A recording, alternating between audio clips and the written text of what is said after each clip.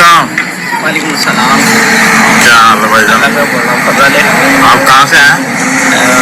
میں ابھی تو میں کینیڈا سے آیا ہوں، لیکن ویسے میں کراچی سے میرا تعلق ہے. کراچی سے تعلق ہے. آپ سنا ہے کہ آپ نے بیعت کی ہے، پیدائشی احمدی نہیں ہے آپ؟ جی جی، میں نے بیعت کی ہے، بالکل بیعت کی ہے. اور میرا تعلق اس سے پہلے تبلیغی جماعت میں تھا. میرے تبلیغی جماعت میں 4 مہینے لگے اور 40 دن کر کے میرے 4-5 چلنے لگے. اور میں کراچی کی روزانہ کی جماعت میں تھا. اچھا. میرا بڑا بھائی بیسکلی جو امریکہ میں رہتا ہے وہ کچھ لٹریچر لے کر آیا تھا. اچھا. وہ میں نے میرے بھائی نے جب ایک اور میرا بھائی ہے جس نے 17 سے 20 سال ختم نبوت کا کام کیا ہے. اچھا. اور وہ مولانا یوسف لدھیانوی صاحب سے بیعت تھا. اچھا یوسف. تو اس نے جب وہ پیپر پڑھا نا، وہ سورہ فاتحہ کی تشریح، تو اس نے کہا یار یہ مجھے صحیح لگ رہا ہے، کیونکہ جو ختم نبوت والے ہیں وہ سارے الزامات کی بات کرتے ہیں اور یہ تھوڑے سے دلیل پہ مجھے لگ رہے ہیں. اس کے بعد پھر ہم نے پڑھنا شروع کیا. بہت 1 سال تک ہم نے پڑھا، اسٹڈی کی. مولانا نذیر احمد دوست بھی ہوتے تھے، وہاں گئے. اور جو اس وقت بڑے بڑے ہمارے مولوی صاحبان ہیں ان سب کے پاس جا کے جب تحقیق کی تو پتہ چلا جماعت احمدیہ سچی ہے. پھر ہم لوگوں نے بیعت کر لی. تو اس کے بیعت کرنے کے بعد پھر کیونکہ میرے ہاتھ میں نا، میں اس علاقے کا امیر تھا، میرے ہاتھ میں تقریباً 60-70 مساجد تھیں. اچھا. جن کو میں ٹیک کیئر کرتا تھا. اور مجھے بیان کرنے کی وہ بہت اچھی تھی. میں رائے بنڈ میں تقریباً 8-10 سال رہا. اچھا. تو اس لیے وہاں پہ دشمنی بہت زیادہ ہو گئی تھی. لوگ جان کے دشمن ہو گئے تھے کہ ان کو مار دو. تو ہمارا اسٹور تھا ایک، وہ بہت اچھا چل رہا تھا. اس علاقے کا میرے خیال میں سب سے بڑا اسٹور تھا.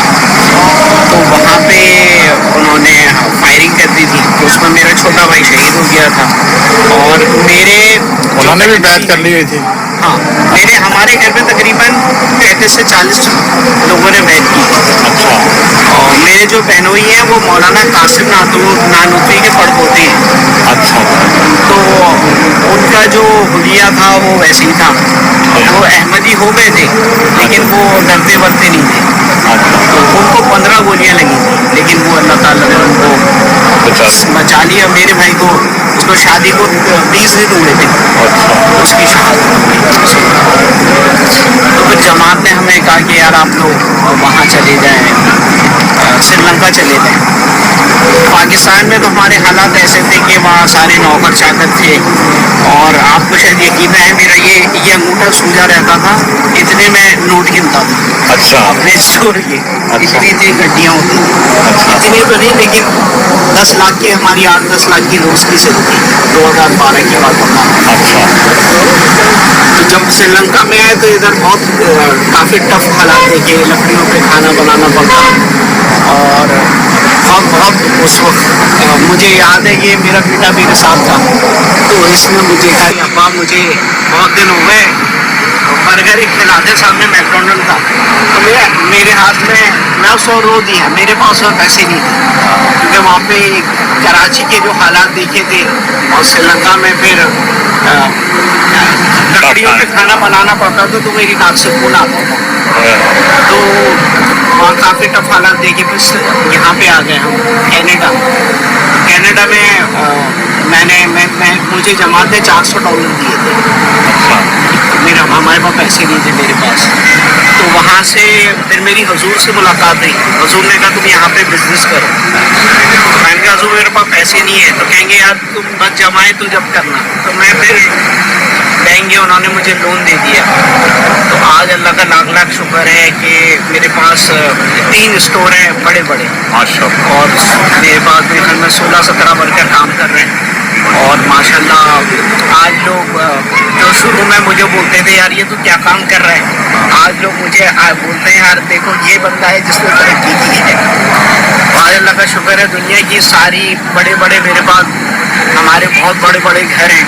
اور آج اللہ کا شکر ہے بڑے اللہ کے فضلوں میں رہتے जब जमात अहमदिया से आपका ताल्लुक नहीं बना था, उससे पहले आप किन के साथ, कौन से मौलाना साहब के आप? मैं मौलाना तारिक जमील साहब के साथ मैंने बहुत वक्त गुजारा है, और मौलाना ये भाई इब्राहिम अब्दुल जब्बार साहब जो इनके तबलीग जमात के की पोस्ट हैं, अब्दुल वहाब साहब, मौलाना जमशेद साहब, और क्या कहते हैं जो भाई यामीन साहब, अमीन साहब, इनके साथ रहा हूँ मैं। इनके जो लाहौर की शूरा है, पेशावर की शूरा है, इन सब के साथ मैंने काफ़ी टाइम गुजारा है। एक बात मैंने पूछनी थी कि क्या ये जो मौलाना हजरात हैं, वो जब कोई बंदा उनके पास जाके पूछता है कि यार अहमदियत के बारे में, या क्या वो उनको दिल में है कि ये बंदे सच्चे हैं या नहीं? मेरे ख्याल में जो है ना, जो अगर किसी को सच्चाई का इल्म होगा ना, तो वो ख़त्म नबूवत से जो मौलवी रिलेटेड है ना, उनको पता है। बाकी देखें, जो जब मैं स्टडी कर रहा था ना, तो आप यकीन करें हमें कोई बुक ही नहीं मिली कि हम अहमदियत के बारे में पढ़ लें। इवन ये कि मैं मस्जिदों में गया अहमदियों की, तो मैंने कहा मुझे कोई बुक दे दें पढ़ने के लिए, तो वहाँ से भी नहीं मिली, क्योंकि वो थ्रेड की वजह से डरते थे। हाँ, पूरा हर चीज़ वो की हुई है, बंद की हुई है। तो जो मैं नहीं समझता कि जो बड़े उस पे जो लोग हैं, जो मौलवी हजरात हैं, उनको जमात के बारे में पता भी है, क्योंकि वो एक जो ख़त्म नबूवत वाले हैं, और पिछले 50 सालों से जो प्रोपेगेंडा कर रहे हैं ना कि नाउज़ुबिल्लाह नबी पाक सल्लल्लाहु अलैहि वसल्लम को गालियाँ देते हैं, तो जब ये बात आ जाती है ना, तो वही वहाँ हर चीज़ रुक जाती है। फिर ना पॉजिटिव माइंड रहता है, ना वो किताबों को पढ़ने का इंसाफ रहता है कि क्या ये सच है, क्या ये गलत है, तो वो उन चीज़ों में पढ़ते ही नहीं है कभी। एक और सवाल कि ये जो अहमदी हजरात हैं, उनमें ये भी कंसेप्ट पाया जाता है कि अगर बंदा अहमदी हो तो जमात वाले उसको पैसा देते हैं, उसको बाहर भेजते हैं, उसकी शादी करवा देते हैं। आपके साथ भी कोई ऐसी ऑफर दी जमात ने? नहीं सर, मेरी तो जो शादी हुई भी थी वो भी छोड़ के चली गई, और पैसा क्या आना था, जान से बड़ी तो कोई चीज़ नहीं है। तो आज मैं इधर गया था, तो मेरे भाई की तस्वीर लगी थी, तो मेरी आंखों में आंसू आ गए, वो सारी चीज़ें रिवीजन हो जाती। तो हमारी तो जान भी गई, पैसा भी गया, इज्जत भी गई। जो लोग इज्जत करते थे वो गालियाँ देने पे आ गए। तो सब कुछ हमने मेहनत दी, हम लोगों ने दे दिया। हम लोग 9 भाई हैं, 2 बहनें हैं, लेकिन ये कि और काफ़ी बड़ी मेरी फैमिली है, लेकिन ये कि सभी ने मुसीबतें और प्रॉब्लम झेली है। आना क्या था, यही है सब कुछ। ये वही बात होगी ना जो हज़रत सल्लल्लाहु अलैहि वसल्लम ने फरमाया था कि आखिरीन का अव्वलीन के साथ मिला दिया जाएगा। जज़ाकल्लाह। दुआ करिएगा हमारे लिए, अल्लाह ताला। ठीक है, ज़रूर। बाकी आपको पैगाम देना चाहें जो लोग अभी